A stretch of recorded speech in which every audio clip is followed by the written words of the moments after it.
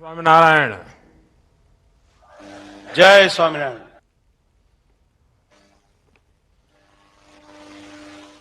भगवान श्री स्वामीनारायण के चरणों में प्रणाम करता हूं।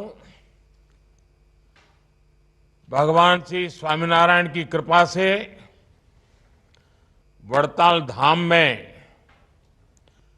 द्विशताब्दी समारोह का भव्य आयोजन चल रहा है।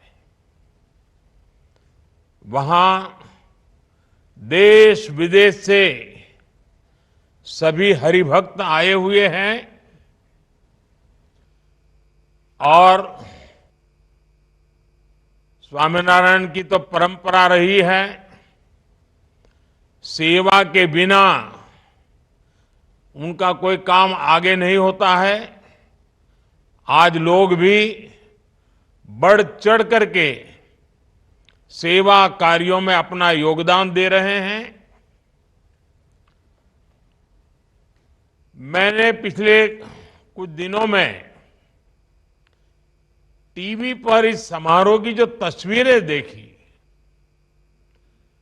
मीडिया में, सोशल मीडिया में जो वीडियो देखे, वो देखकर मेरा आनंद अनेक गुना बढ़ गया। साथियों, वड़ताल धाम की स्थापना के 200 वर्ष ये द्विशताब्दी समारोह ये केवल एक आयोजन या इतिहास की तारीख नहीं है। ये मेरे जैसे हर व्यक्ति के लिए जो वड़ताल धाम में अनन्य आस्था के साथ बड़ा हुआ है, उसके लिए बहुत बड़ा अवसर है।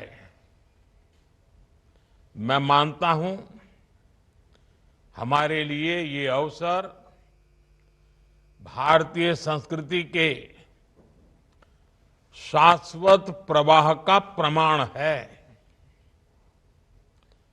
200 साल पहले जिस वड़ताल धाम की स्थापना भगवान श्री स्वामीनारायण ने की थी, हमने आज भी उसकी आध्यात्मिक चेतना को जागृत रखा है। हम आज भी यहां भगवान श्री स्वामीनारायण की शिक्षाओं को, उनकी ऊर्जा को अनुभव कर सकते हैं।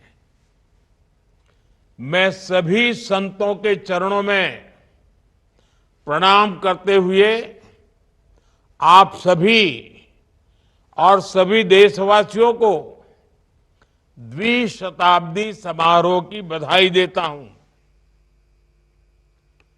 मुझे खुशी है कि भारत सरकार ने इस मौके पर 200 रुपये का चांदी का एक सिक्का और स्मारक डाक टिकट भी जारी किया है। ये प्रतीक चिन्ह आने वाली पीढ़ियों के मन में इस महान अवसर की स्मृतियों को जीवंत करते रहेंगे। साथियों, भगवान स्वामीनारायण से जुड़ा हर व्यक्ति जानता है कि इस परंपरा से मेरा संबंध कितना गहरा है। हमारे राकेश जी बैठे हैं वहां, उनसे मेरा नाता कैसा है, कितना पुराना है, वो कभी आपको बताएंगे। ये रिश्ता आत्मिक भी है, आध्यात्मिक भी है और सामाजिक भी है। जब मैं गुजरात में था तब संतों का सानिध्य और सत्संग मेरे लिए सहज उपलब्ध रहता था। वो मेरे लिए एक सौभाग्य की पल होती थी और मैं भी उस पल को जी भर के जीता था। स्वामीनारायण भगवान की कृपा से आज भी किसी न किसी रूप में, प्रत्यक्ष नहीं तो परोक्ष रूप से, वो क्रम तो चलता ही रहता है। कई अवसरों पर मुझे संतों के आशीर्वाद का सौभाग्य मिलता रहा है। राष्ट्र के लिए सार्थक चिंतन का अवसर मिलता रहा है। मेरी इच्छा थी कि मैं आज स्वयं वड़ताल धाम इस पवित्र उत्सव में उपस्थित होता। મારી ઈચ્છા તો ઘણી હતી, તમારા બધા વચ્ચે બેસું, જૂની જૂની બધી વાતો યાદ કરું, અને સ્વાભાવિક છે તમને ગમે મને ગમે, लेकिन जिम्मेदारियां और व्यस्तता के चलते ये संभव नहीं हो सका।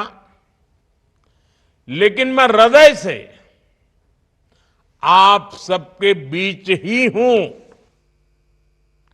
मेरा मन अभी पूरी तरह से वड़ताल धाम में ही है। साथियों, श्रद्धेय संतगण, हमारे भारत की ये विशेषता रही है कि यहां जब जब भी मुश्किल समय आया है, कोई न कोई ऋषि, महर्षि, संत, महात्मा उसी काल में अवतरित हुआ है। भगवान स्वामीनारायण का आगमन भी एक ऐसे समय में हुआ था जब देश सैकड़ों वर्ष की गुलामी के बाद कमजोर हो चुका था, अपने आप में विश्वास खो चुका था, खुद को ही कोसने में डूबा हुआ था।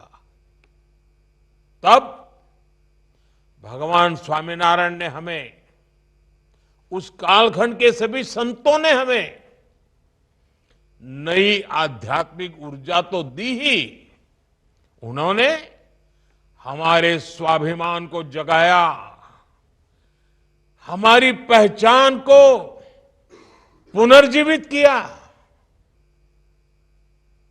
इस दिशा में शिक्षापत्री और वचनामृत का योगदान बहुत बड़ा है। उनकी शिक्षा को आत्मसात करना, उसे आगे बढ़ाना, ये हम सबका कर्तव्य है। मुझे खुशी है कि वड़ताल धाम आज इसी प्रेरणा से मानवता की सेवा और युग निर्माण का बहुत बड़ा अधिष्ठान बन चुका है।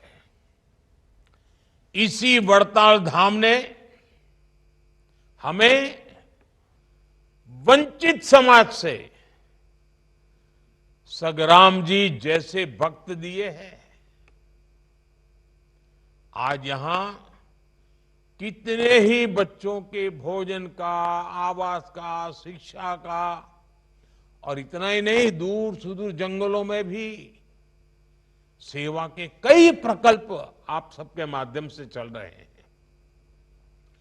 आदिवासी क्षेत्रों में बेटियों की शिक्षा जैसे महत्वपूर्ण अभियान आप लोग चला रहे हैं।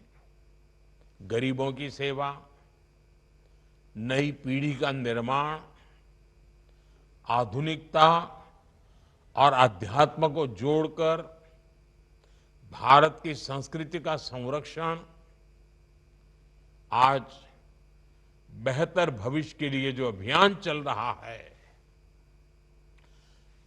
स्वच्छता से लेकर पर्यावरण तक, मैंने जितने भी आह्वान किए हैं, मुझे खुशी है कि आप सब संतों ने, भक्तों ने मुझे कभी निराश नहीं किया। मेरी हर बात को आपने अपनी खुद की बात मान लिया, अपनी स्वयं की जिम्मेदारी मान लिया और आप जी जान से उसको पूरा करने में लगे रहे। मुझे बताया गया है, जो मैंने पिछले दिनों एक आह्वान किया था, एक पेड़ मां के नाम। अपनी પોતાની માના નામે એક વૃક્ષ વાવવાનું, एक पेड़ मां के नाम। इस अभियान में स्वामीनारायण परिवार ने 1 लाख से ज्यादा वृक्षारोपण किया है। साथियों, हर व्यक्ति के जीवन का एक उद्देश्य होता है, लाइफ का कोई पर्पज होता है। ये उद्देश्य ही हमारे जीवन को निर्धारित करता है, हमारे मन, कर्म, वचन को प्रभावित करता है। जब हमें हमारे जीवन का उद्देश्य मिल जाता है, तब पूरा जीवन बदल जाता है।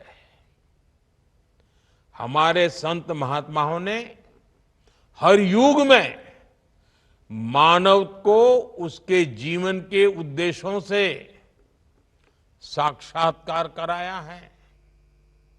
ये संत महात्माओं का हमारे समाज को बहुत बड़ा योगदान रहा है। जब किसी उद्देश्य की पूर्ति के लिए पूरा समाज, पूरा देश एकजुट हो जाता है, तो वो जरूर पूरा होता है। और पहले कई उदाहरण हैं, हमने ये करके दिखाया है, हमारे संतों ने करके दिखाया है, हमारे समाज ने करके दिखाया है, हमारे धार्मिक संस्थानों ने करके दिखाया है। आज हमारे युवाओं के सामने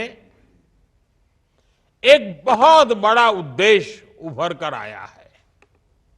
पूरा देश एक निश्चित लक्ष्य को लेकर आगे बढ़ रहा है। ये लक्ष्य है विकसित भारत का।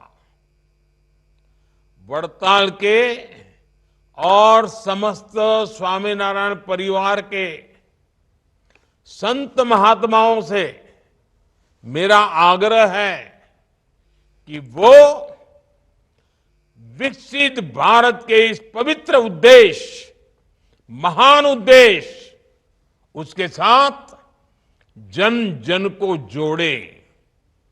जैसे आजादी के आंदोलन में 1 शताब्दी तक समाज के भिन्न भिन्न कोने से आजादी की ललक, आजादी की चिंगारी देशवासियों को प्रेरित करती रही। एक भी दिन, एक भी पल ऐसा नहीं गया कि जब लोगों ने आजादी के इरादों को छोड़ा, सपनों को छोड़ा, संकल्पों को छोड़ा। ऐसा कभी नहीं हुआ। जैसी ललक आजादी के आंदोलन में थी, वैसी ही ललक, वैसी ही चेतना विकसित भारत के लिए 140 करोड़ देशवासियों में हर पल होना जरूरी है।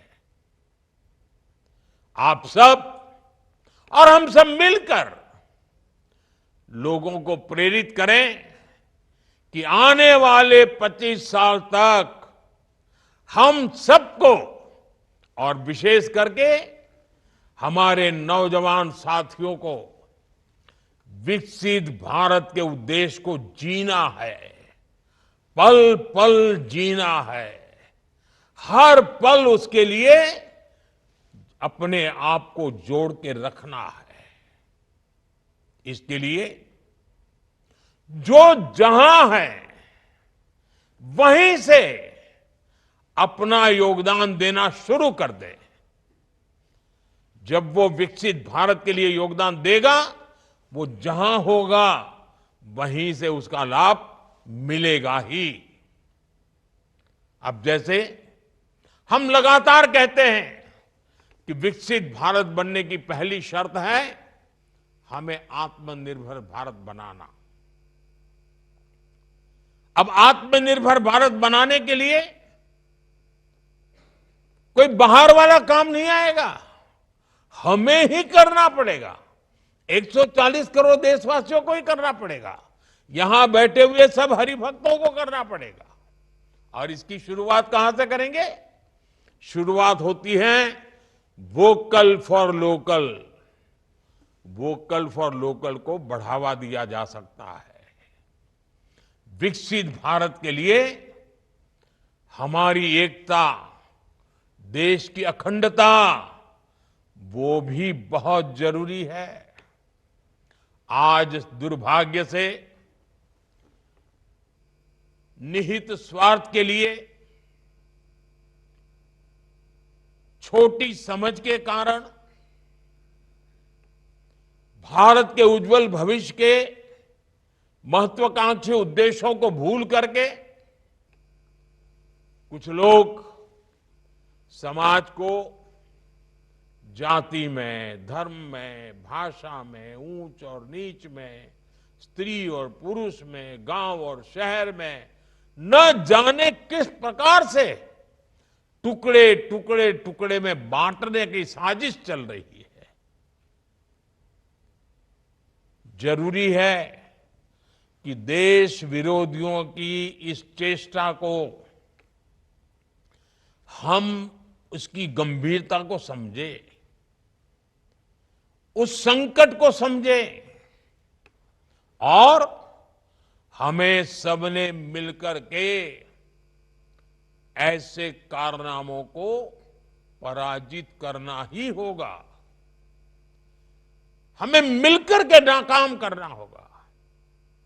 साथियों, भगवान श्री स्वामीनारायण ने हमें बताया है कि बड़े लक्ष्य कठोर तप से हासिल होते हैं। उन्होंने हमें बताया राष्ट्र को निर्णायक दिशा दिखाने की क्षमता युवा मन में होती है। उन्होंने हमें सिखाया कि युवा राष्ट्र का निर्माण कर सकते हैं और करेंगे। इसके लिए हमें सशक्त, समर्थ और शिक्षित युवाओं का निर्माण करना होगा। विकसित भारत के लिए हमारे युवा सशक्त होने चाहिए। स्किल्ड युवा हमारी सबसे बड़ी ताकत बनेंगे।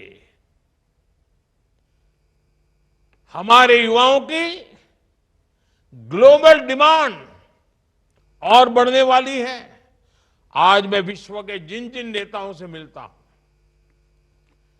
ज्यादातर नेताओं की अपेक्षा रहती है कि भारत के युवा, भारत का स्किल्ड मैन पावर, भारत के आईटी सेक्टर के नौजवान उनके देश जाएं, उनके देश में काम करें। पूरा विश्व भारत के युवाओं के सामर्थ्य से आकर्षित है। ये युवा देश ही नहीं बल्कि विश्व की जरूरतें भी पूरी करने के लिए तैयार होंगे। इस दिशा में भी हमारे प्रयास राष्ट्र निर्माण में बहुत सहायक होंगे। मैं एक और आग्रह भी आपसे करना चाहता हूं।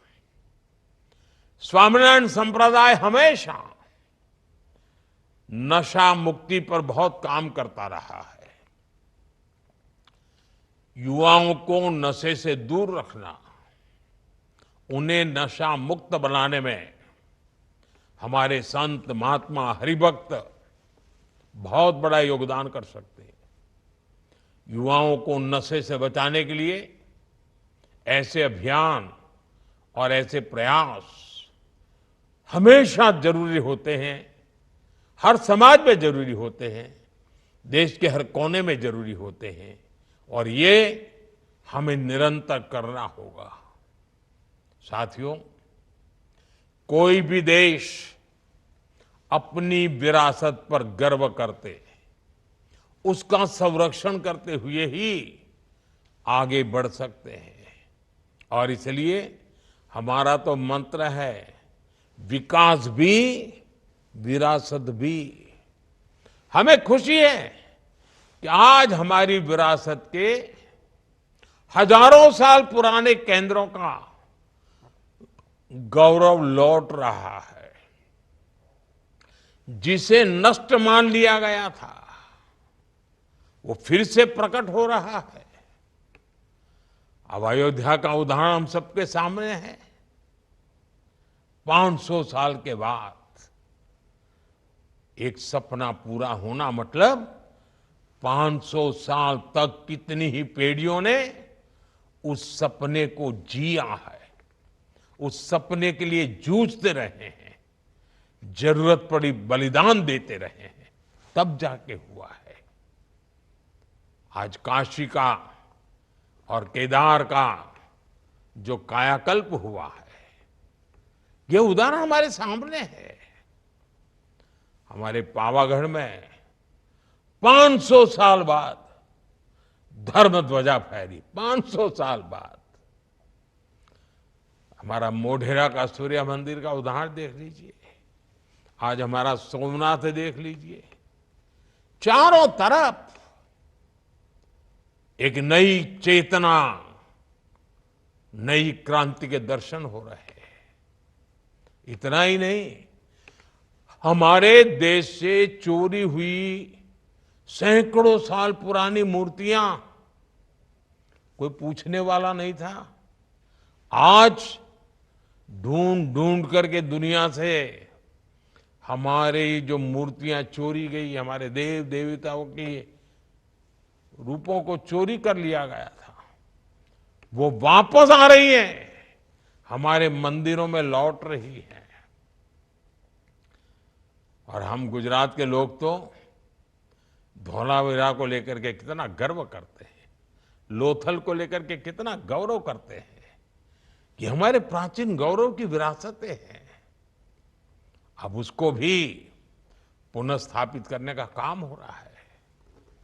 और भारत की सांस्कृतिक चेतना का ये अभियान, ये केवल सरकार का अभियान नहीं है। इसमें इस धरती को, इस देश को प्यार करने वाले, यहाँ की परंपरा को प्यार करने वाले, यहाँ की संस्कृति का गौरव करने वाले, हमारे विरासत के गुणगान करने वाले, हम सबका दायित्व है, हम सबकी बहुत बड़ी भूमिका है। और आप तो बहुत बड़ी प्रेरणा दे सकते हैं।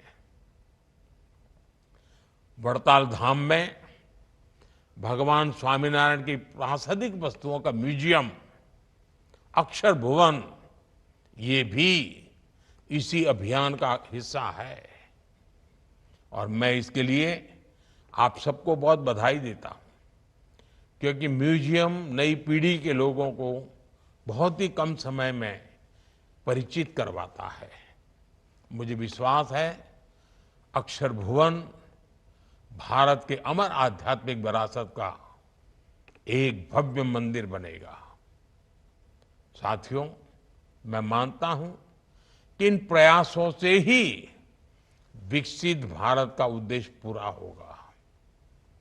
जब 140 करोड़ भारतीय एक समान उद्देश्य को पूरा करने के लिए जुट जाएंगे तो इसे आसानी से हासिल कर सकेंगे। इस यात्रा को पूरा करने में हमारे संतों का मार्गदर्शन बहुत महत्वपूर्ण है। और जब इतनी बड़ी मात्रा में हजारों संत यहां बैठे हैं, देश विदेश से आए हुए हरिभक्त यहां बैठे हुए हैं, और जब मैं अपने ही घर में एक प्रकार से आज जब बातें कर रहा हूं तो मैं एक और काम के लिए भी आपको जोड़ना चाहता हूं। इस बार प्रयागराज में पूर्ण कुंभ हो रहा है। 12 साल के बाद ये पूर्ण कुंभ आता है।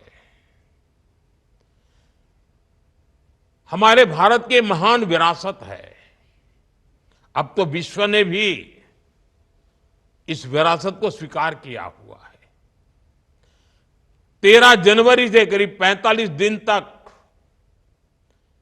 40-50 करोड़ लोग इस कुंभ मेले में आते हैं। मैं आपसे आग्रह करता हूं कि आप ये काम कर सकते हैं। विश्व भर में आपका काम है। विश्व के अनेक देशों में आपके मंदिर हैं। क्या आप तय कर सकते हैं कि इस बार ये कुंभ का मेला क्या होता है, क्यों होता है, इसके पीछे क्या सामाजिक सोच रही हुई है, वहां लोगों को शिक्षित करें। और जो भारतीय मूल के नहीं हैं, विदेशी लोग हैं, उनको समझाएं ये क्या है और कोशिश करें कि विदेश में आपकी एक एक शाखा कम से कम 100 विदेशी लोगों को बड़ी श्रद्धापूर्वक ये प्रयागराज का कुंभ मेला के दर्शन करने के लिए ले आइए। पूरे विश्व में एक चेतना प्रगटाने का काम होगा और ये आप आसानी से कर सकते हैं। मैं फिर एक बार वहां खुद नहीं आ पाया हूं, इसके लिए क्षमा मांगते हुए आपने वीडियो कॉन्फ्रेंस से भी आप सबके दर्शन मुझे दिए। मुझे सब संतों के दर्शन करने का मौका मिला। सारे परिचित चेहरे मेरे सामने हैं।